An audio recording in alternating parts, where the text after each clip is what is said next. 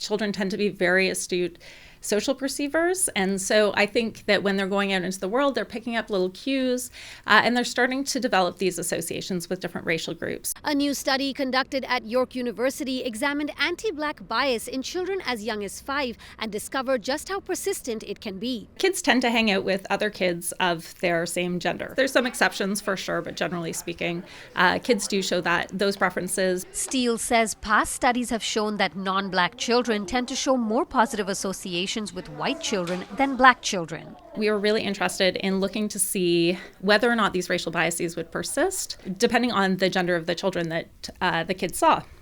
So specifically in the study, we presented girls with black girls and white boys, and we presented boys with black boys and white girls. The study showed that when non-black boys and girls were asked to think of the faces they were shown as black and white, the girls showed more positive associations with white boys and the boys with white girls.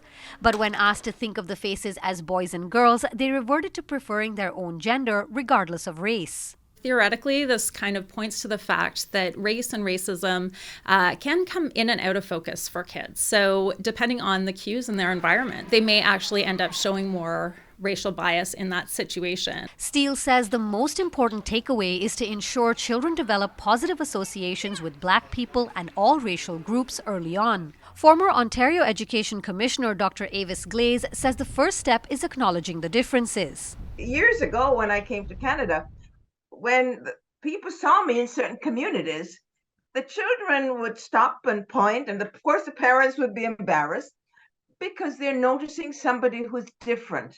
And it all depends on how you react to that. And what's important is that you're not putting a value.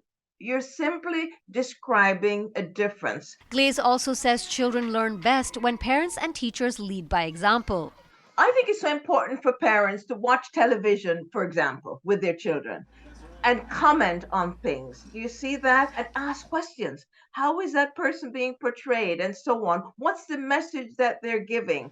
Talk to individuals. I have had many white parents who will introduce their children to me in the lineup at a grocery store.